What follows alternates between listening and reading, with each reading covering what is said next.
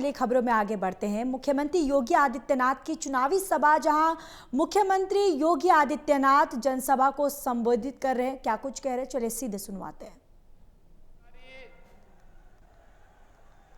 और वजीरगंज के आज की इस चुनावी सभा में भारी संख्या में उपस्थित मेरे सभी बहनों और भाइयों, ये मेरा सौभाग्य है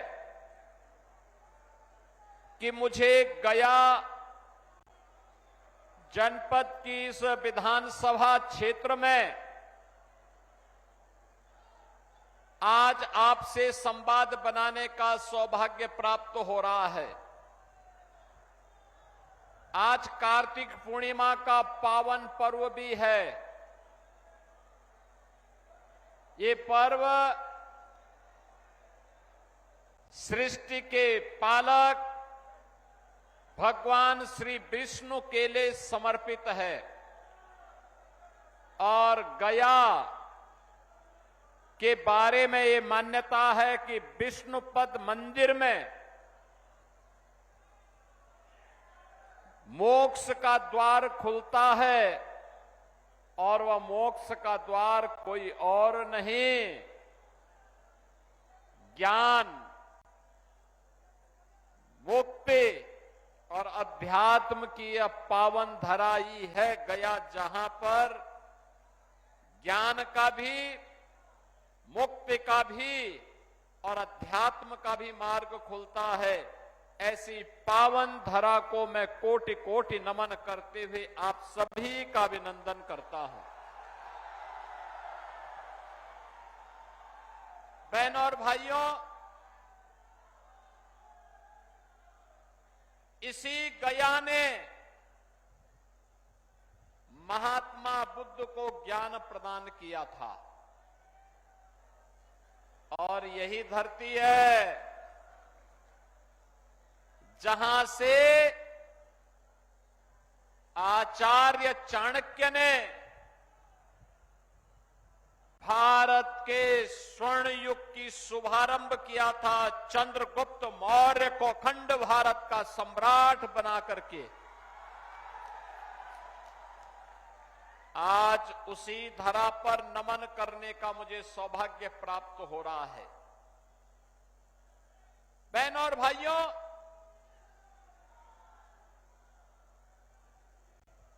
ये धरती इतनी पवित्र है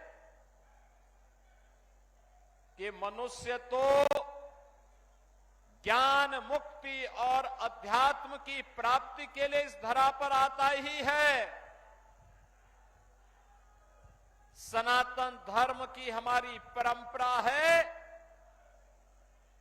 कि स्वर्ग लोक के पितर भी इसी धरती पर आकर के तृप्त होते हैं और इसलिए इस धरती को कोटि कोटि नमन करता हूं। आप सभी को कार्तिक पूर्णिमा की बधाई देता हूं।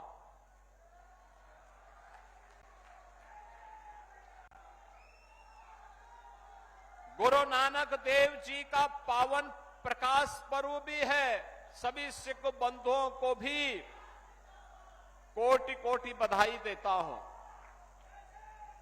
बहनों और भाइयों, बिहार जिसका अपना गौरवशाली इतिहास है, मैंने जो कहा ना, आचार्य चाणक्य ने अपने नीति संबंधी सभी कार्यों का शुभारंभ इसी बिहार की धरती से किया था। ये वही बिहार है जिसने भारत को, समृद्ध भारत और भारत को स्वर्ण युग की ओर लेकर के गया था। एक समृद्ध ऐतिहासिक पृष्ठभूमि जिस बिहार की हो, एक से एक महापुरुष जिस बिहार ने दिए हो, देश के अंदर आजादी की पूरी लड़ाई में बिहार बढ़ चढ़ करके भाग लिया, जिस बिहार ने देश को पहला राष्ट्रपति डॉक्टर राजेंद्र प्रसाद जी के रूप में दिया हो, जिस बिहार ने लोकनायक जयप्रकाश नारायण को दिया हो और जिस बिहार ने जननायक कर्पूरी ठाकुर को दिया हो, वह बिहार अपनी पहचान के लिए क्यों मोहताज हुआ?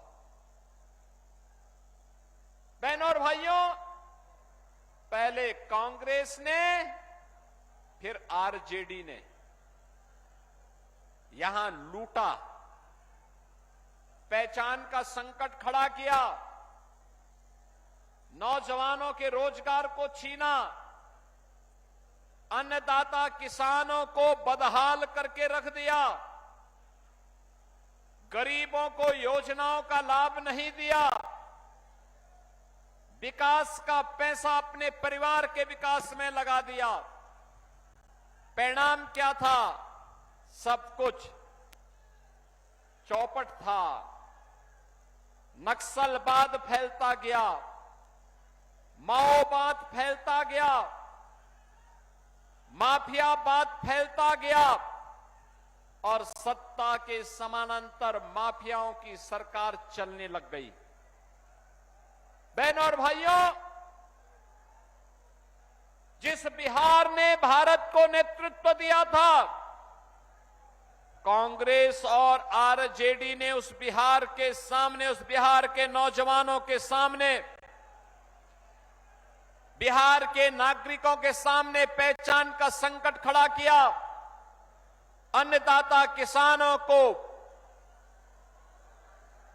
आत्महत्या करने के लिए मजबूर किया। बेटी और बहन के ऊपर